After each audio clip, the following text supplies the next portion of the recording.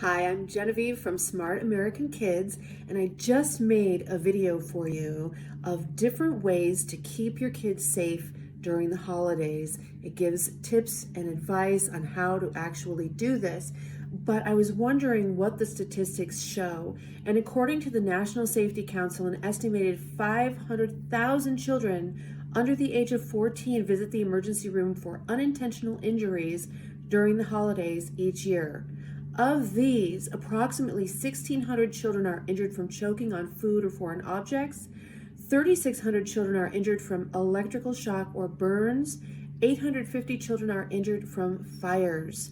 These injuries can be prevented by taking simple safety precautions. I've outlined many of these in the video that I made for you. Make sure to click subscribe, check out the video, and keep your kiddos safe. Everybody have a great, safe holidays.